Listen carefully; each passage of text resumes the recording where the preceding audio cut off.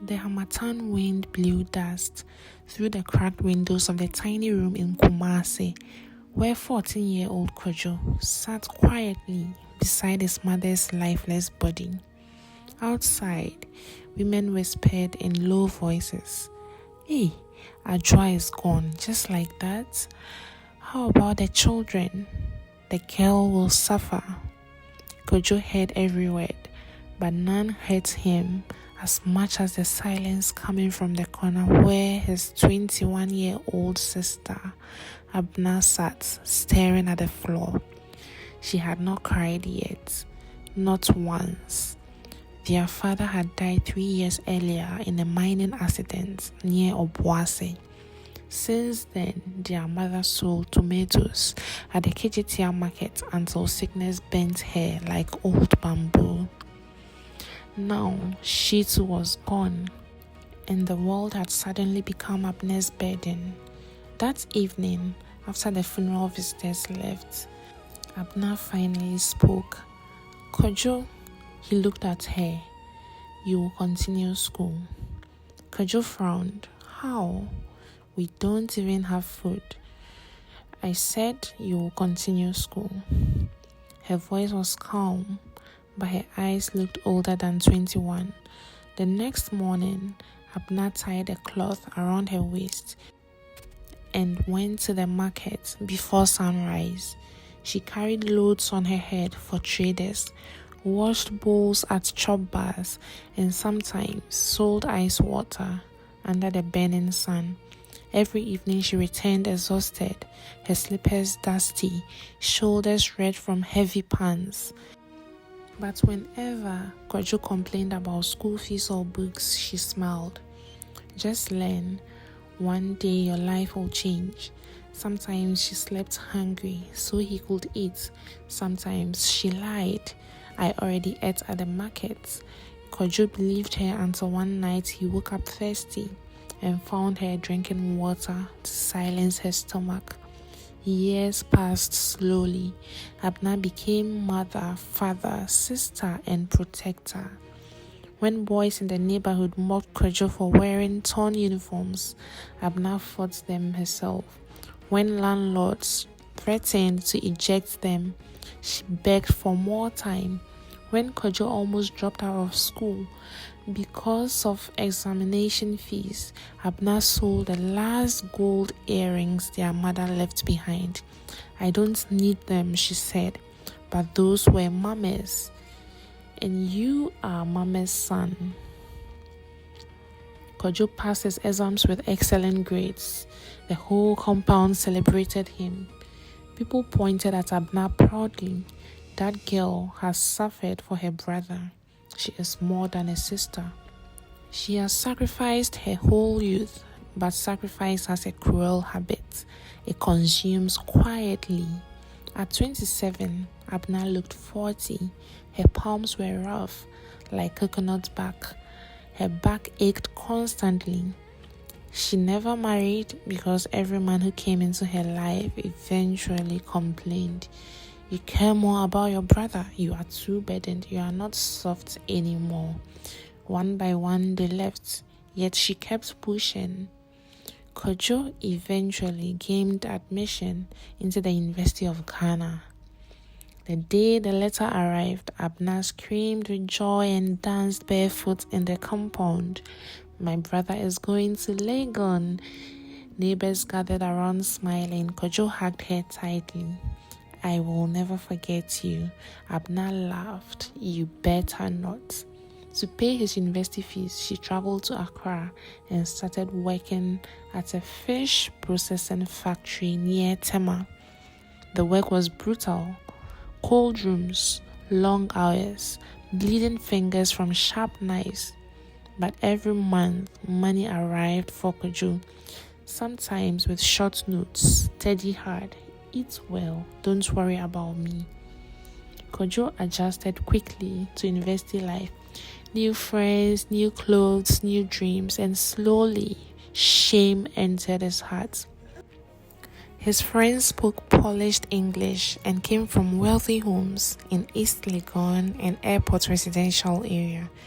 Their sisters were nurses, bankers, influencers, not market women with cracked heels.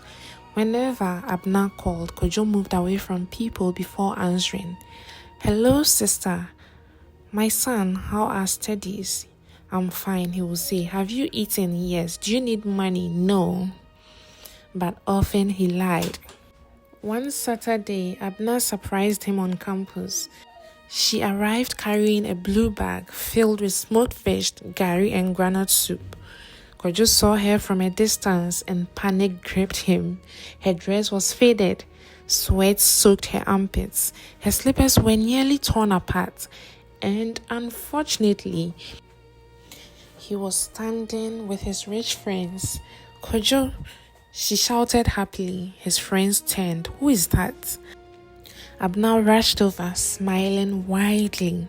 "My brother, I brought you food," she said. Kojo forced a smile. One of the girls beside him asked softly, "Is she your house help?" The word stabbed him. Before he could think, embarrassment took control. "No," he said quickly. "She's just someone from my area." Abna's smile faded slightly. "But Kojo," she said, "why did you come without telling me?" He snapped quietly. "I wanted to surprise you. You should have called first." His friends exchanged awkward glances. Abna lowered her eyes. "I'm sorry." She handed him the bag. "I used my last salary for the things inside." Kojo grabbed it impatiently. "You didn't have to." She forced another smile. "Steady hard, okay?" Then she left. His friends laughed after she disappeared. "Hey, Kojo, village people everywhere. That woman talks funny. Why was she behaving like your mother?" Kojo laughed with them, but deep inside, something dark moved silently. Weeks later, Kojo started avoiding Abna's calls completely. When she sent money, he replied with short messages. "Received." "Okay." "Thanks." Nothing more. Meanwhile, Abna continued suffering quietly in Tema. The factory conditions worsened. Workers complained of unpaid salaries and injuries. One evening, while carrying heavy frozen boxes, Abna slipped on wet ground. Something cracked in her waist. She collapsed, screaming. But because she feared losing her job, she returned to work after 2 days. The pain never left again. One rainy night, Abna called Kojo repeatedly. He was at a birthday party in East Legon. Music blasted loudly. Girls danced around him. His phone vibrated again. Abna calling. His friend Nana smirked. "Hey, your village woman again?" Everyone laughed. Irritated, Kojo answered harshly. "What?" Abner's weak voice came through. "Kojo, I'm not feeling well. I'm busy." "I just wanted to hear your voice, Kojo." He rolled his eyes. "Can't you solve your own problems for once?" Silence. Then softly she said, "I'm sorry." But Kojo was already angry. "You're always worrying me with useless things. Sometimes you behave like a dumb person." The words escaped carelessly. Dumb person. For a moment, all sound disappeared on the other end. Then Abna whispered something that would haunt him forever. "Okay, my brother." The call ended. Kojo returned to the party laughing. He did not know that while he danced, his sister lay alone on a thin mattress in a flooded kiosk room, crying silently from pain and heartbreak. 3 days later, Kojo received a strange call from an unknown number. "Hello, are you related to Abna Mensah?" "Yes." "She collapsed at work yesterday." Kojo froze. "What happened?" "She's at Sema General Hospital." Fear hit him hard. For the first time in years, he traveled immediately. When he arrived at the hospital, he barely recognized her. Abna looked terribly thin. Her eyes were sunken, bandages wrapped around her waist. A doctor pulled Kojo aside. She has severe spinal damage and internal complications. Honestly, she has ignored pain for too long. Kojo's throat tightened. She will recover, right? The doctor hesitated. We are trying. Kojo entered the ward slowly. Abna smiled weakly when she saw him. You came. Tears burned his eyes immediately. Sister, why are you crying? She asked softly. He knelt beside her. I'm sorry. For what? For everything, Kojo replied. Abna looked away quietly. You were angry. It's okay. No, it's not okay. His voice broke. I called you dumb. She gave a small, tired laugh. You were frustrated. You raised me. Kojo began sobbing openly. You suffered because of me. Other patients turned to watch silently. I insulted the only person who loved me truly. Abna slowly touched his head. Kojo, I'm sorry. You became the man I prayed for. Don't cry. But I treated you badly, Kojo replied. Her breathing became heavier. Life changes people. Abna said, No, I changed into a terrible person, Kojo replied. Abna closed her eyes briefly before speaking again. Do you remember when you were small and afraid of thunder? Kojo nodded painfully. You will always run to me. More tears rolled down his face. I'm here now, she smiled faintly. My little brother. For the next few weeks, Kojo stayed beside her constantly. He cooked for her, fed her, cleaned her wounds, and every day he learned new horrors about her sacrifices.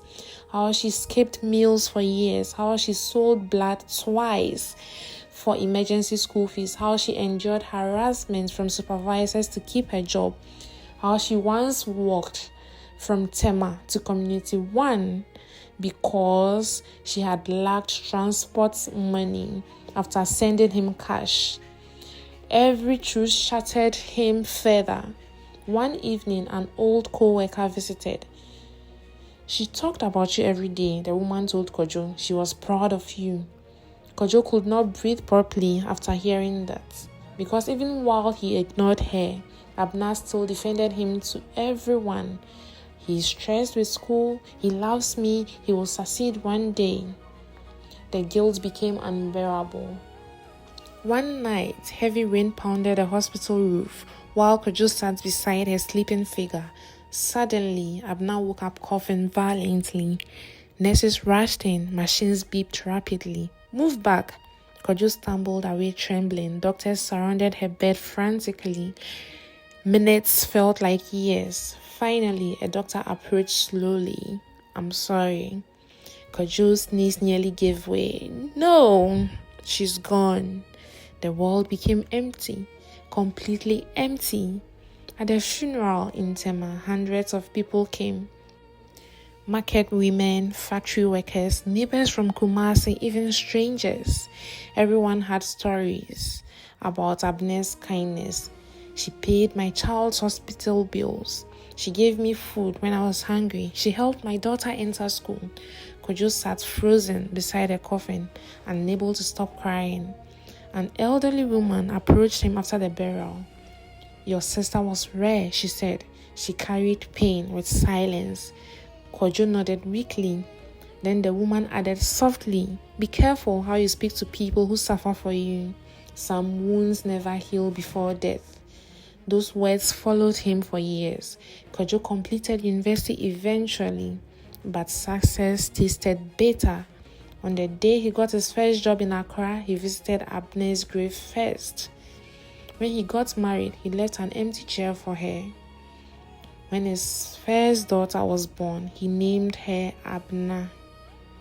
And every single year, on the anniversary of her death, he returned to Kumasi carrying flowers.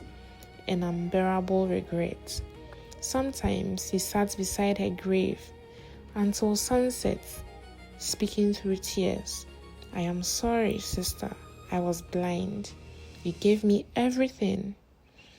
But the graves do not answer, only silence and memory. Years later, Kojo became wealthy enough to build a foundation for struggling girls and single women in Ghana. He named it after her, the Abna Mensa Foundation. At the opening ceremony, journalists asked him why the foundation mattered so much to him. Kojo stared at the cameras quietly before answering. "Because the greatest human being I ever knew died believing I saw her as worthless." The room fell silent. He continued with trembling lips. "She raised me with sweat, hunger, pain, and blood. But when she needed love from me, I gave her pride and insults instead." Some people in the audience wiped tears. Kojo looked toward the sky. If you still have someone sacrificing for you, appreciate them while they are alive. Regret is a punishment that never sleeps. And somewhere beyond the noise of the world, beyond the grief and the guilt, he hoped his sister finally knew the truth. That the boy she raised with broken hands had loved her all along. He had simply realized it too late.